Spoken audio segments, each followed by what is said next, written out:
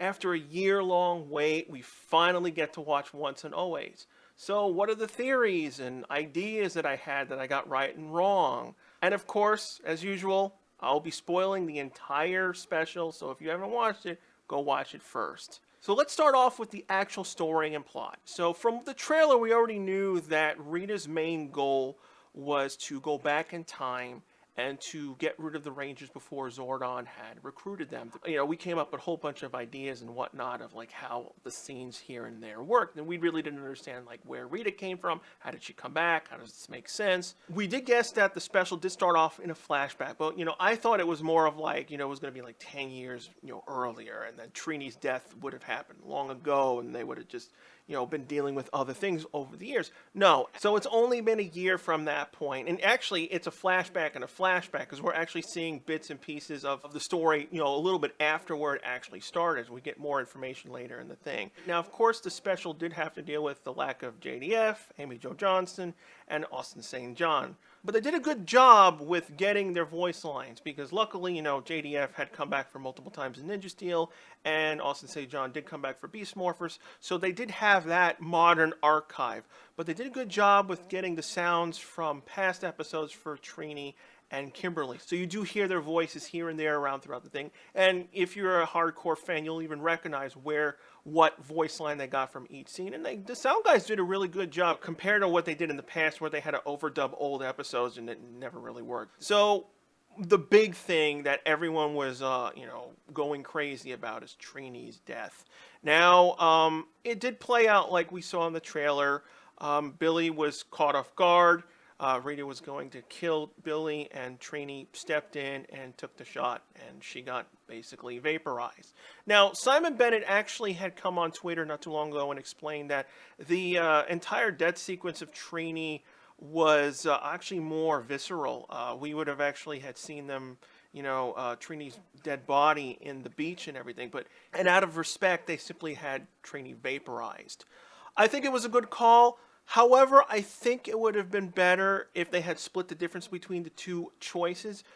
The idea of, you know, going up to Trini's body, it would have been a much more powerful impact, but I understand why they didn't do it. But at the same time, the way the scene ends, it's just fairly abrupt. I think what they could have done as a compromise, instead of, you know, walking up to Trini's body, we could have seen like a single shot of the Power Morpher in the sand with the coin, like for example, had fallen out to symbolize her death, and then they would cut from there. I think it would have been a more poignant thing if they had done it that way. Now, the special also goes through the whole process of trying to bring us up to speed of like what's been going on. So they do answer a lot of like the characters' backgrounds, or adding on to what we did see from, like, for example, with Kat and Tommy, because, you know, from Ninja Steel, we know that Kat and Tommy married, they had a son, so they still bring that in there. We get full backgrounds of Trini, Zach, Billy, Rocky, what they've been doing on for the past 20 years. Now, we know from the trailer Trini had a daughter. Now, if everyone probably wondering, like, well, who did Trini marry?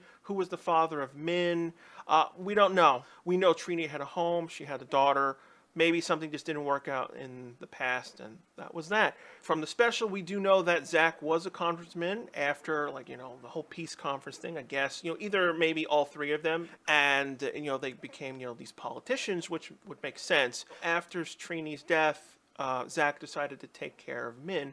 But now the big question is, how did Rita come back, and what is going on behind the scenes? And does it violate or cause issues with, like, for example, Mystic Force? Now, everyone knows in Countdown to Destruction, Rita and all the villains either got vaporized or they turned good.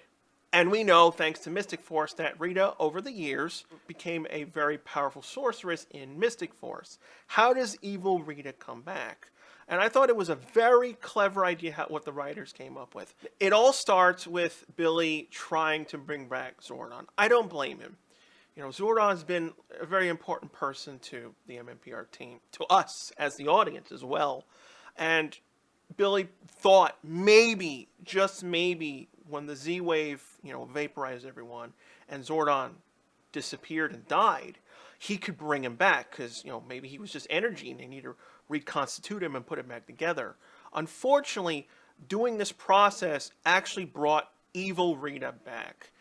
Basically, when Rita was converted into a good person, same with Zed, their evil spirit was taken out, their evil body was destroyed, and the good side of Rita and Zed exists on Earth.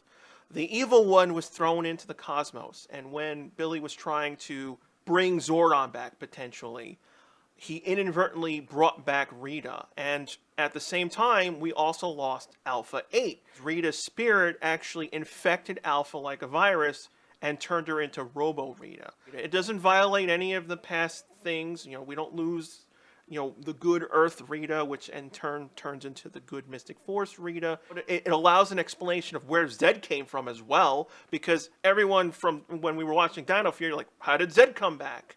The same way Rita came back. If you're able to reconstitute their evil spirit and just put them into a new body of some kind, there you are. They're back together. And also, this idea expands on things too. For example, in this special, Rita's more evil, conniving. She will attack directly, doesn't give a crap about anything. She will kill with nothing because she just wants revenge. And it makes sense. When they separated Rita into good and evil, all we have is the pure evil energy thoughts and memories of Rita. So in return, she would be the utmost ruthless. And it also explains why, like, for example, Zed's suit is slightly different, because someone must have just made him a completely new body and it was just slightly different. So it answers and explains a lot of things. It gives more detail, and it even also opens up the possibility of other villains to come back, because if the evil sides of villains just simply got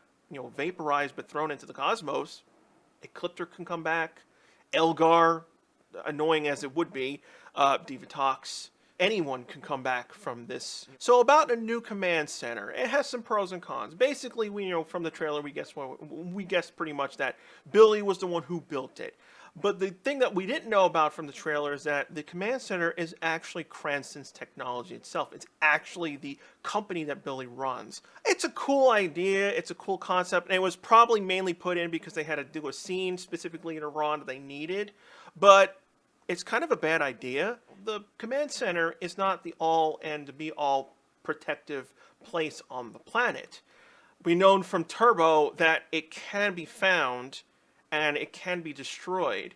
So you having your company located in the main building as the command center, while it's a cool, base of operations, if it ever gets found, the people are screwed. And they don't even know it's there. It's, the command center part, while it looks like the command center from the outside, the command center room is hidden to his employees.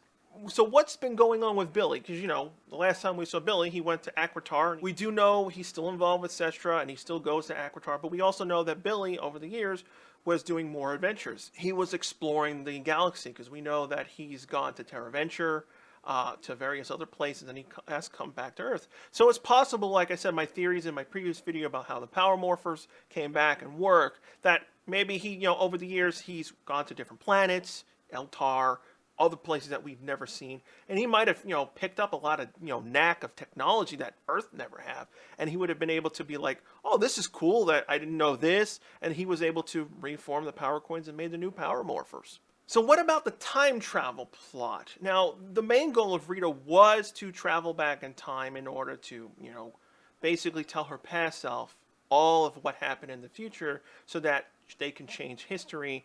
The thing that, everyone was theorizing, or at least me, was theorizing that, we'll actually go back in time during the actual pilot. That part of the story actually doesn't happen. We all stay put within the same, present day of 2023. The movie's basically split up into 2 points. The beginning 10 minutes is basically 2022, and basically the rest of the movie's 2023.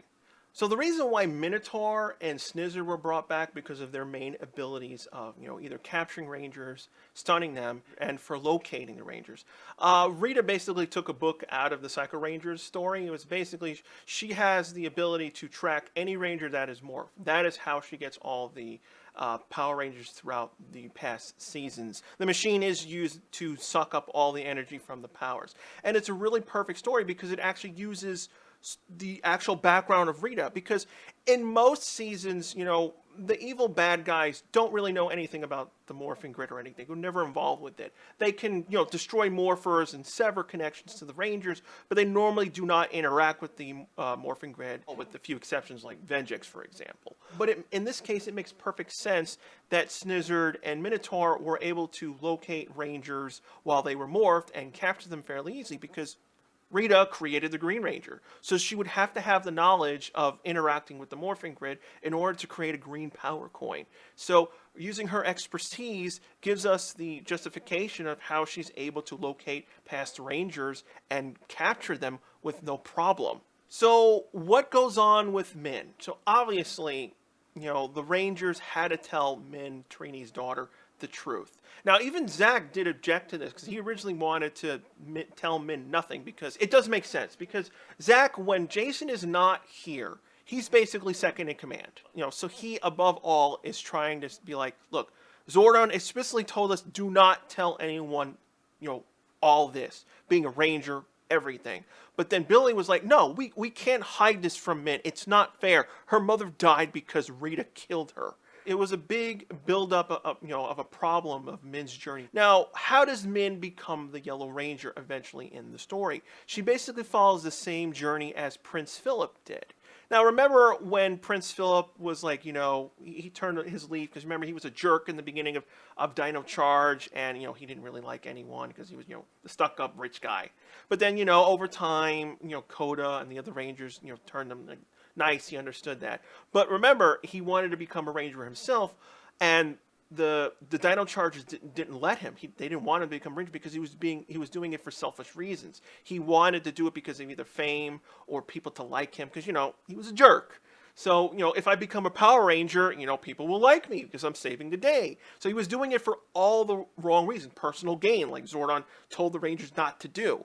The same thing happens here. Minh, because she wants to become a Ranger, but only because she wants to kill Rita, not because she wants to do a selfless act. Even though she has Trini's morpher, it won't allow her to morph, just like, other past seasons where, if you're not good or worthy, you cannot become a Power Ranger. So it's similar in that idea, and it was really well executed because it's just like she had to understand what it is to be a Ranger. Because a lot of times I've said in the past in videos that, Power Rangers tends to overlook the elements of the series because, we're always like watching it because cool action, cool explosions, cool gadgetry, but you never think about it if you're really put in the situation of, I'm this hero that has to save the world, I'm risking my life, I could die at any time, I could be attacked in school, I can get my family killed, I have to have the responsibility of if I'm in a Zord, I'm taking weapon fire, people can get killed because of a dumb mistake I did.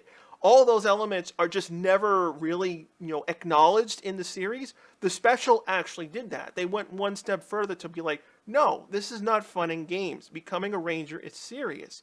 And if you're just here to play around or be goofy, then you have absolutely no reason to become a Ranger at all. Now, one of the questions that is kind of still left over is the whole Alpha line. Now, we know Alpha 5. Alpha 6, and thanks to Forever Red in the credits, there was an Alpha 7. So at the beginning of Once and Always, they kept good continuity and had an Alpha 8, and then because Robot Rita took over Alpha 8's body, we have an Alpha 9.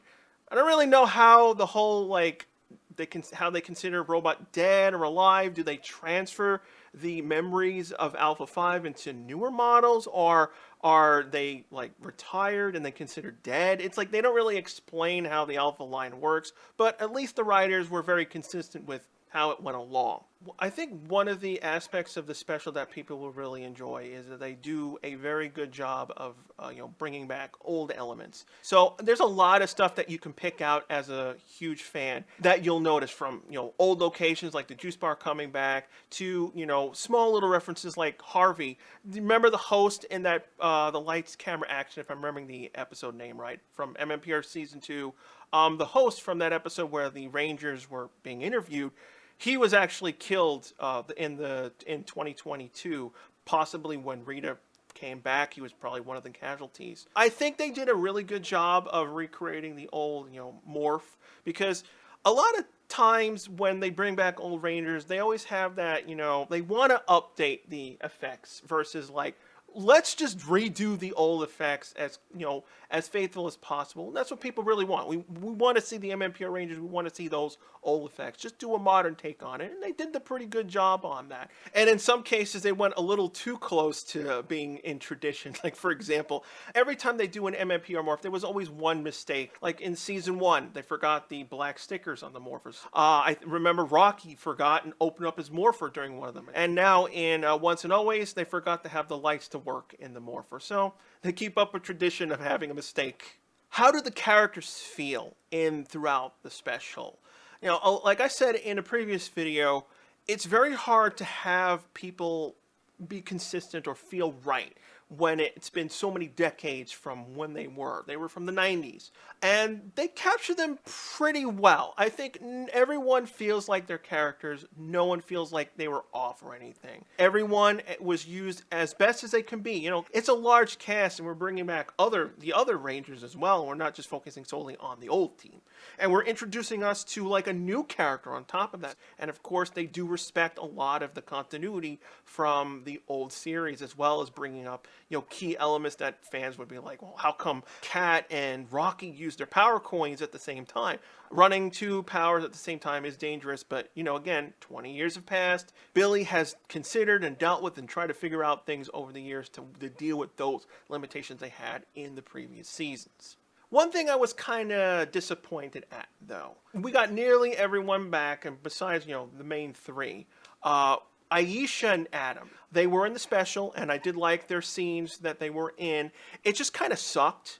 The way they explain how Cat and Rocky can morph is like it's a secondary power source that can run alongside the other powers with Kim and Jason. So they had their own power morpher. Well, that also means that Aisha could have morphed as well, but they had to write in the story where they were really far away. And the whole SPA thing, I knew it was going to be a very small little bit. It was just a little bit of backstory and good continuity. It sets up things of SPD, because we know SPD was formed many, many years before on different planets, but it was started coming to Earth in these few years. So it was good that it just kind of sucked because, Aisha and Adam were only really in 2 scenes, and mainly at the end to help out. So the only other real cameos you can really mention is Bulk and Skull. Now, after Samurai, we really didn't know what happened to Bulk and Skull. Like, we knew Skull was rich somehow. Who knows how? And Bulk was trying to mentor, Skull's son as a samurai. That weird storyline, but it was like, what happened to them? And we finally know that they actually opened up a food company. Be surprised. That's good for them. We know, Skull had the money. Bulk probably has the love and resources of wanting to make food. It makes perfect sense. Now, the juice bar sequence. I was kind of surprised that they actually were able to recreate the juice bar. Nitpick aside, there's some details that are a little off here and there. But again, it's been 30 years. Some changes would happen to the juice bar. So I wouldn't be surprised that, you could simply answer it like that. But I was happy that they brought back the juice bar. It's just unfortunate because the special, even though it was an hour, it didn't really have a lot of time to do to go places. So there was only really 2 major scenes, good scenes. I'm really hoping that the juice bar will get used in some capacity of Cosmic Fury, because it would be a shame to throw out the Command Center set and the juice bar set just for the special and that's it. Now, another thing that I didn't really consider about it was Rita's machine was using the energy from Rangers, and she needed a whole bunch of Rangers to power her time travel machine. And they captured a lot of Rangers from Leo, Ashley, Carlos, the Phantom Ranger. That means Snizzer and Minotaur were able to teleport across the galaxy in mere minutes. And not only that, they were able to infiltrate Terra Venture, which I'm assuming the city that we saw on Miranoi was probably just named Terra Venture, but also the possibility of infiltrating the Astro Megaship 2. Because, we saw Ashley and Carlos in their space powers, so I'm assuming they would be in the Astro Megaship. Snizard and Minotaur were pretty powerful if they were able to do all these things within, a day. Capturing, all these Rangers. Like, especially Merrick, and Merrick would have been wandering around with Zanaku, and I don't see like Zanaku not helping out, so it's like they easily overpowered him. The Phantom Ranger was found and captured. It's like him, the guy who's invisible, who's always jumping around. They were able to locate him, so it shows how powerful and kind of sick how Rita was able to easily locate your Rangers through the grid. Alpha did mention that there is a vault of some kind in the new command center, which has all of Billy's technologies. He's able to build stealth technology. He made the Radbug 2. That's his personal vehicle. The vault that Alpha mentioned is probably kind of like the basement that we saw in the old command center, where they had all the old Alpha parts and all that other stuff. I wouldn't be surprised in that vault. The old command center pieces are probably down there. Wouldn't be surprised. Maybe old technology, it's a possibility. Turbo powers are there too as well. I wouldn't be surprised that the vault has also been used to store very sensitive things throughout any of the seasons. Rangers, when they decide to retire or move on, and maybe they hand this stuff to Billy, where they can put away their morphers or particular weapons. The vault could have also been where Grid Battle Force got all their old technology from. It had to come from somewhere. They had to be able to get, Zed's staff and stuff, so it's possible that Billy has just simply made this vault, and Grid Battle Force works in conjunction with him. Now, let's talk about that famous flipped over card that everyone was going crazy over with. Now, I made a video on it because everyone, when they first saw this picture of like, oh, this is how Trini's going to die in the movie. And I said before, like, it made no sense why they would do something like that. And I was right. Now, one thing they did get right is that it was a part of Once and Always production. However, the scene is completely different than what anyone expected. And with the context now, it makes perfect sense why the car really had nothing done to it. The car was simply used for a scene to show Minh rescuing people. The car was simply used for very quick shots of very few angles.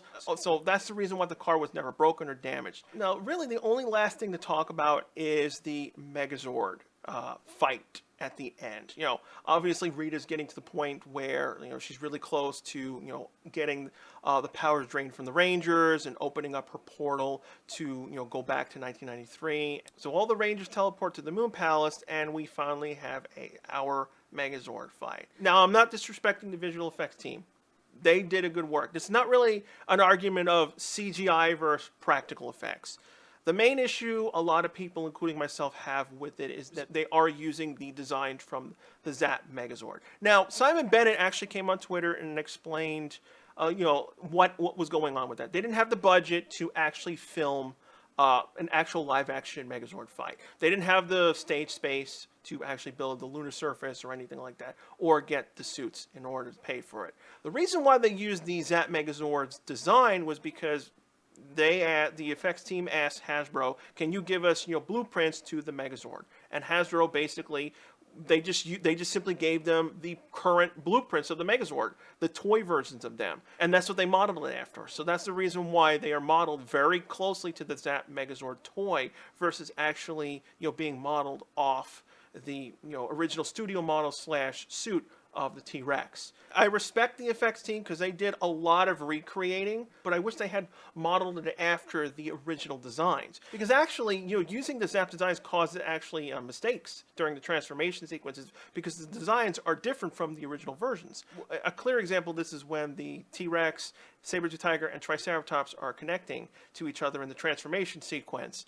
Because they're not using the original design of the T-Rex, in the original design, it actually has those connecting points on its kneecaps, but because the Zap Megazord removed that, when they try to recreate the original shot, there's no joints to connect to, so when you see them connect, they're connecting to nothing.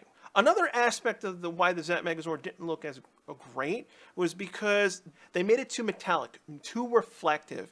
And I think maybe that would have been okay if they were not on the lunar surface, but because it's reflecting so much darkness, stars, the gray surface, everything, it made the Megazord look dull. But if it was less reflective, it might have looked better under that, lighting conditions. I think it was a combination of being too metallic and its design being too much like the toy. It just rubbed people the wrong way. You know what really annoyed me? I wish one of the people who were working on the visual effect team was a PR fan or Super Sentai fan, they could have gotten the blueprints and the studio models fairly easily without going through the hard process of, involving Toei.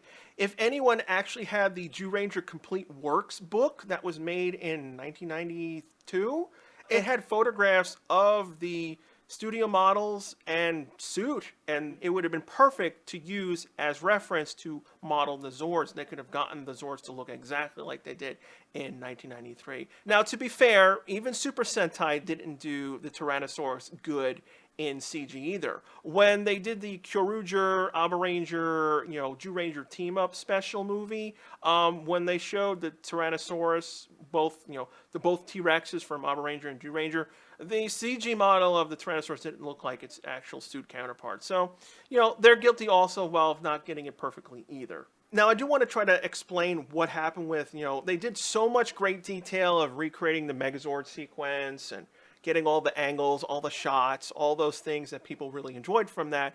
But they forgot Tony Oliver's voice for when it says Megazord sequence has been initiated. Everyone was like, oh, why did that happen? They did all this work, but they forgot that. It's mainly simply because there was no way to get the audio from that. Like, every time we heard, Tony Oliver's line, it was blaring music, blaring sound effects, so there was no way for them to extract the audio like they did with Kim and Trini's voices, for example. It was just impossible. And the only way they could have gotten around that was to get Tony Oliver to come back to record the line. But bringing back Tony Oliver for just 2-second lines, it's really not worth it. So that's the main reason why they just didn't bother.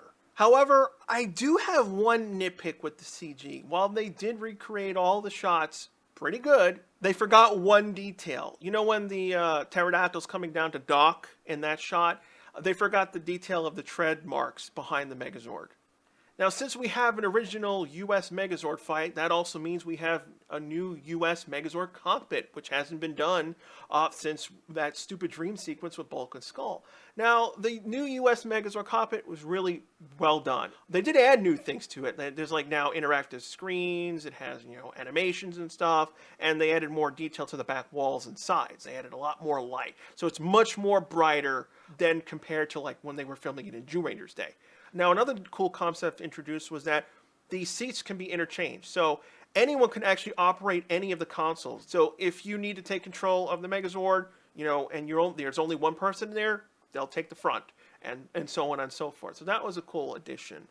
The only other issue that I can say about the Megazord fight was that, in-universe reason, there's no reason why they aren't using the Thunder Megazord.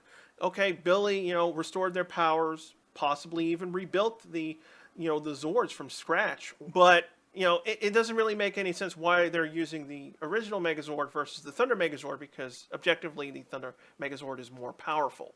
The one thing that I was really actually surprised, though, was they actually recreated the, beginning portion of the Day of the Dumpster. When Rita comes out of the dumpster, they pretty much recreated all that. They had the space guys come in, they had the dumpster. I was surprised, because, they could have really just used, the old stock footage, and that would have been pretty good, but they went out of their way to recreate it. But I will say, they did show us Machika Soga again, so that means, even Once and Always did use footage from Ranger. So every bit of MMPR has always, pulled something from Ranger now. As for the Megazord fight itself, I was really surprised that the entire fight scene was animated by one person. That's a hell of a lot of work for one guy to do. Each of the Rangers got their moments to stop Rita once and for all. Will she come back? It's always a possibility. Again, she was converted into this weird evil spirit, so it's possible that she could still be out there. Just because they blew up the robot body doesn't mean that she's not 100% dead. As for the ending of the special, it was very emotional. Scars don't heal. We lost Trini. Even though, great, it's Minh became the new Yellow Ranger. She's done a good job. I did like the way they blocked the scene. If you know MMPR very well, Billy picked a table where Trini and Billy loved to study while they were at Angel Girl High. And so we get this one little, final wrap-up moment. But I do have one complaint. She got the memories of her mother from the Power Morpher, which was cool and all. And then she was asking Billy, I saw these things. She goes and pulls out the Morphin and hands it to him, like in front of the juice bar. Like anyone could have seen this. I thought it was really stupid. I get it. You want to talk about the scene. It's very emotional. It's important to the story. But you could have handled it much better. So really, during this scene, I wish they had simply told her just take the power coin out, because if they're just pulling out the power coin, people will just see her taking out a coin.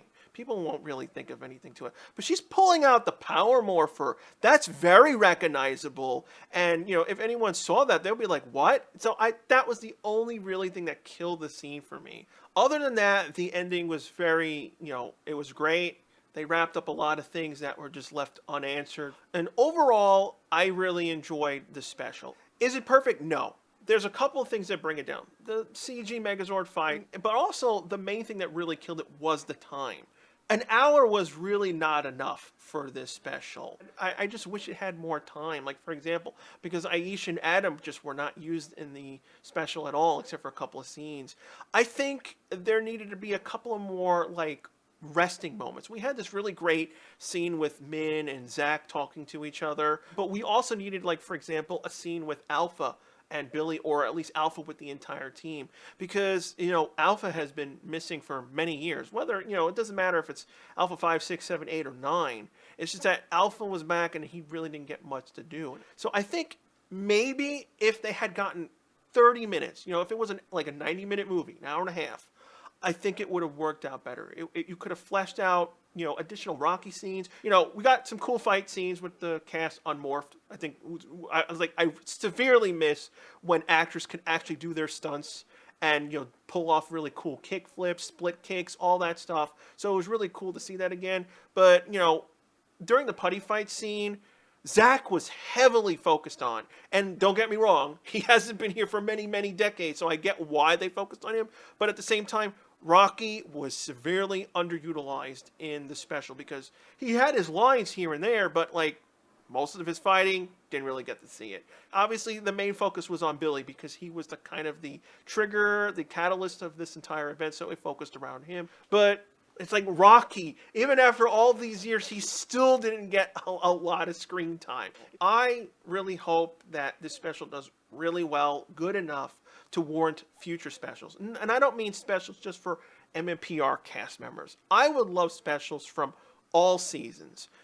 Zeo, Turbo, Space, Lost Galaxy, Lightspeed Rescue, Time Force, any of them. I would love to see past seasons from other seasons come back, get their own specials just like this. Of course, there'll be seasons that will be better received than others. Space coming, the Space Rangers coming back, Time Force, Lightspeed Rescue, Lost Galaxy. Those would be probably the bigger ones. And I really believe this format of bringing old characters back, continuing their story, does work really well. I think it just needs, you need to give them a little bit more time. And if this becomes a thing, a regular thing, I hope the US team gets stage space to build Megazord fights and film their own Megazord fights. Does it answer every single question? Does it satisfy everything you want? No, it's not 100% perfect. Of course, there are going to be complaints like, well, why isn't Kim here? Why isn't Tommy here? Why isn't Jason here? Real life kind of screws things up. Unfortunately, the actors didn't come back for various reasons. But I really didn't mind it because at the end of the day, yeah, it's disappointing. Would I have liked to have seen everyone who was alive be in the special? Of course. But if the actor chooses not to come back or whatever happens in real life, as long as you write a good explanation to it, which they did, it's fine. It's when they don't explain things and where we find out behind the scenes that they never contacted the actors at all to give them the chance to say yes or no. That's when it becomes wrong. So yeah, there's really not much to say except a big thank you to the writing team. You did an excellent job of capturing these characters. It was really cool that you brought Jackie Marchand back because, again, she's been there for nearly the beginning. She would know these characters inside out. She would remember key details, and they You know, they used her expertise to put in all these little small references and nods into like, oh, explain this and bring this up, try to like answer these things. The production, you know, Power Rangers doesn't really get that much, you know, money to do a lot of things. They're restricted to, you know, so many sets, so many things. So it was really, you know, kind of, you know, surprising to see as many sets that they did do. You know, I was not expecting the juice bar at all. That thing that would never come to my mind. I was just expecting maybe, you know, Command Center, but they went the extra mile to bring back, you know, what fans would like to see. And I hope this is not the end.